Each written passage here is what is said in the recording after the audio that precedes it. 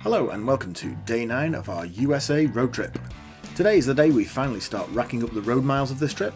For a road trip, it's been fairly road free up until now, with us only picking up the hire car yesterday and only taking a short drive to Salem. Today we will crank out over 230 miles as we follow the Mohawk Trail to upstate New York as we indulge in a little celebrity stalking.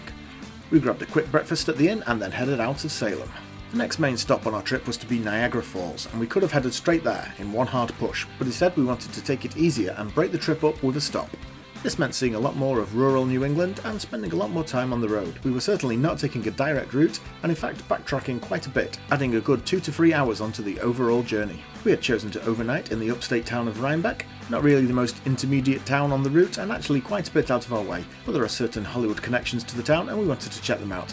And Kate has been waiting quite a while to visit this quaint little town.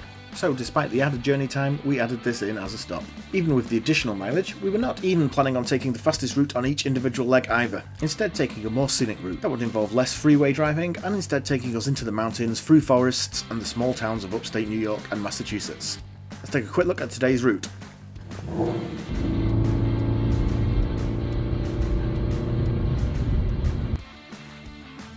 Heading up to Boston, we soon picked up State Highway 2, also known as George W. Stanton Highway, before turning into the Mohawk Trail as the route follows an old Indian trail once it rises up into the Hoosac and Taconic mountain ranges.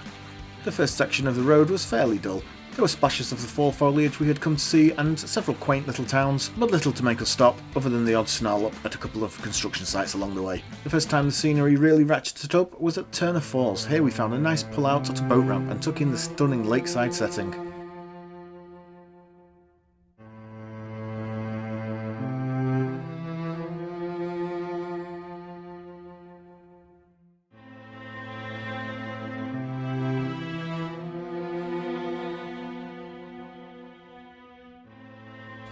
From here the scenery just got better and better. At Shelburne Falls the road picks up the Deerfield River and follows this right up into the mountains, later following the Cold River tributary.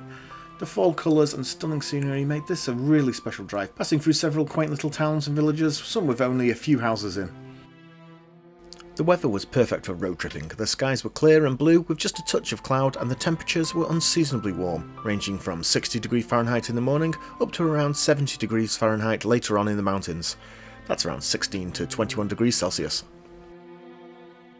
We were a little late in the year for leaf peeping. Many trees had already shed their autumn foliage, but there were still bags of colour in the canopies, and this late autumnal scene really shone with deep hues of red and burnt orange, with the occasional steel grey from the trees that had fully dropped their leaves.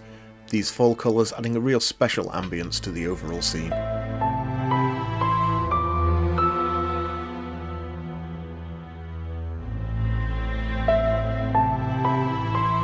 As we approached the summit of the Hoosac Range, we felt a little lost as we appeared to be in Florida. No sign of Disney World though, just huge sweeping vistas from the Blue Vista Motor Lodge.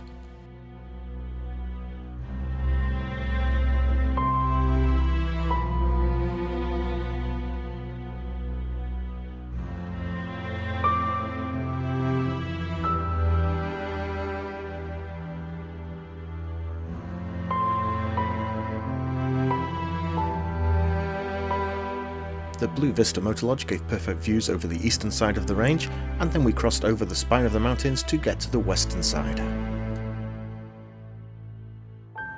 On the other side of the mountain, we pulled in at Wigwam Western Summit, this cute little cafe and shop situated right on the western edge of the range with stunning views out over North Adams and Williamstown. Dubbed America Switzerland by the owners of the cafe and no one else I think. It's a really beautiful spot though. We pulled in and grabbed a coffee and a massive blueberry scone hand-baked on the premises. The coffee was excellent, with pure maple syrup added for sweetness and taste. It was a wonderful little stop and helped revitalise us, ready for the next push onto Rhinebeck. We love stumbling on little gems like this, and it's all part of the road trip experience. We then descended down the mountain and into the really pretty little town of North Adams and then Williamstown. The streets here are lined with splendid little churches and turn-of-the-century European-style architecture.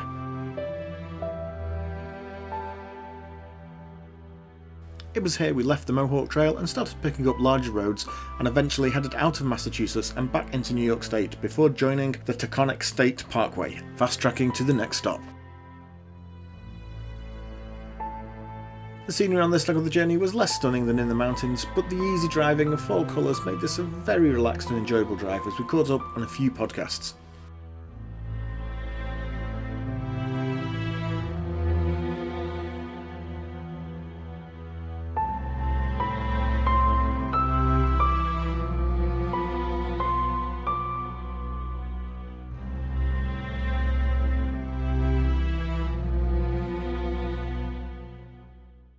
Around 3 PM we arrived at our final stop for the day, the small upstate town of Rhinebeck.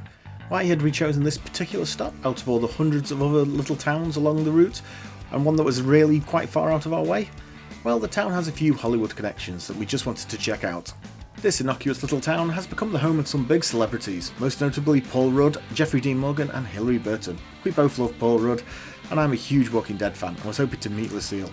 And Kate is a huge fan of the teen drama One Tree Hill featuring Hilary Burton.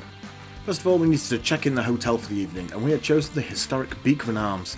This is the oldest continuously running hotel in the country, and it has had some very famous guests over the years, including George Washington, Franklin D. Roosevelt, Bill Clinton, and a host of celebrities including Oprah, Bill Murray, and even Borat. There are a host of ghosts that inhabit the building, although they did not show themselves to us, and overall it's just a fascinating old establishment, and we couldn't miss the opportunity to stay here. Our room was spacious and well appointed. We booked the Townsend House King, and our room was on the ground level at the back of the hotel. The furniture was less vintage and more antique, but the room was spotless and the linen perfectly modern and super comfortable. There was a separate storage room and a super cute writing desk, a fireplace and an ancient TV. We don't mind the antique furniture and decor, but we preferred the tech to be a bit more modern. There's tea and coffee facilities and most importantly complimentary New York cream sherry. After settling in for a while, we headed out to explore Rhinebeck. Our first stop was at Samuel's Sweet Shop. This is an old-timey sweet shop that has been at the centre of Rhinebeck for decades, but recently looks set to close due to the retirement of the long-standing owner. Nobody else seems willing to take on the challenge until a group of free celebrities with strong social media followings took up the reins to save the shop. As we already mentioned, this is Paul Rudd, Jeffrey Dean Morgan and Hilary Burton's sweet shop. And this is one of the reasons we wanted to visit after seeing all their delicious produce on their social media channels. We bought a few sweet treats and a coffee and had a nice afternoon treat in the glorious autumn sunshine. We then explored the rest of the town a little. It's worth mentioning here the weather had taken a very odd turn. So far on our trip it had been unseasonably warm, but today things went a bit crazy with the needle hitting 85 degrees Fahrenheit. Neither of us had been expected to be unpacking our shorts at this part of the trip, but we couldn't believe the warm temperatures we found right at the end of a very late Indian summer. Kate is going to a Hilary Burton book signing later on in the trip, so we stopped by a local bookshop to pick up a pre-signed copy, and we hit the liquor store for some evening tipples. For dinner we ended up at Foster's Coach House, an old school saloon type place serving simple American food and some good beers.